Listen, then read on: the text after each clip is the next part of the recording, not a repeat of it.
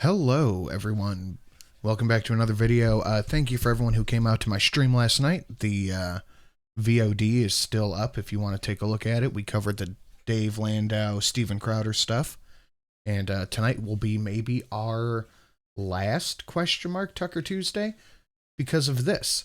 We're going to take a look at AOC celebrating the fact that she possibly got Tucker Carlson canned from Fox News. Fox has always been controlled opposition, no matter what anybody says. That's just kind of always been the case. But Tucker was kind of more of a loose cannon, someone they couldn't really control as much as they thought. Now, let's take a look. Tucker Carlson is out at Fox News. It's the eyes for me. The crazy eyes throw me so hard. Like, bitch, blink. Couldn't have happened to a better guy. Thank you. It couldn't have happened to a better guy. Imagine a 32-year-old, a 32-year-old congressional person celebrating getting a news entertainer fired. Like, in any other context, this would be seen for what it is, as fascistic and kind of pure insanity. No federal regulation on the press. Unless you're AOC, then it's perfectly fine.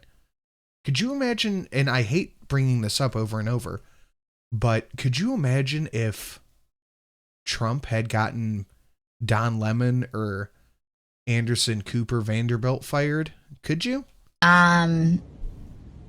What I will say, though, is while I'm very glad that the person that was arguably responsible for some of the largest, driving some of the most amounts of death threats and violent threats, not just to my office, but to plenty of people across the country. Yeah, if you put something like that forward, you're going to need to provide a little bit of proof of that. Just a little bit. And furthermore, proof that Tucker is responsible for it as well, because he just kind of talks about what happens. That's not illegal. That's actually a good thing that somebody in the media is talking about current events from a libertarian right standpoint instead of just crazy ass Brian Kilmeade or insane Hannity. It's kind of a good thing to have that oppositional voice out. But I know anybody to the right of AOC is a Nazi right-winger, insurrectionist, J6 Charlottesvillian.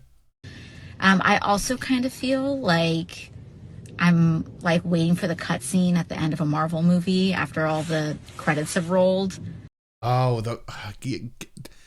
I am a millennial, and I feel bad that I share a generation with AOC because shit like that gives us a bad name. We have more references in our repertoire than Marvel movies. God, let them go. They all suck.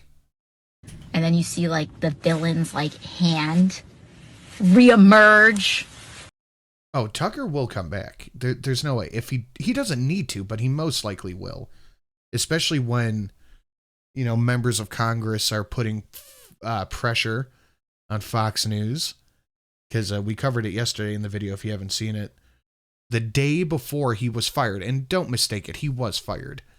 The day before he was fired, AOC, articles were floating around saying AOC said that Fox News needs to regulate Tucker and the government needs to regulate Fox News to regulate Tucker, and then the next day he's fired. That shit is not a coincidence. Out to grip over like the end of a building or something.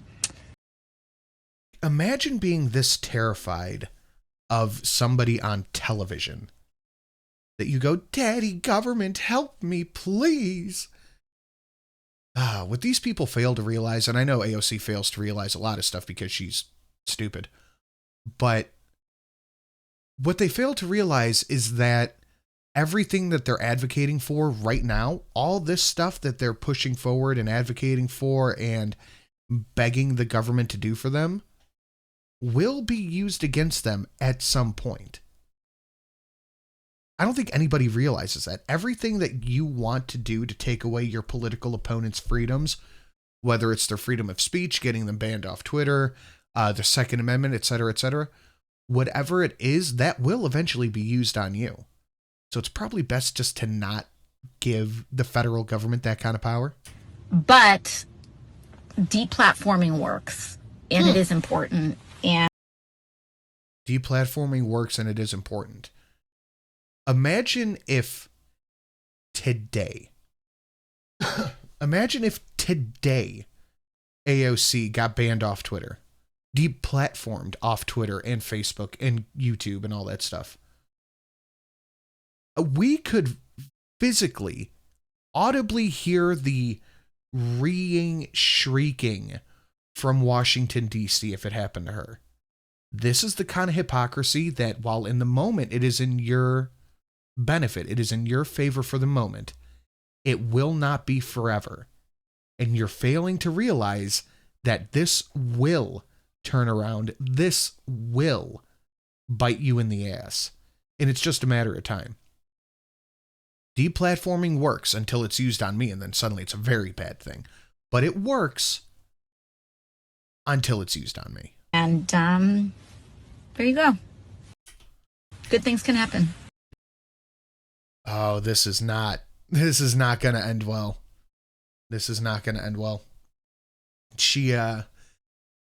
We all know she's not the brightest, but I think you have to be so disassociated from reality to have this kind of take that you think that deplatforming the media on behalf of the government is a good thing. You're out of your fucking mind.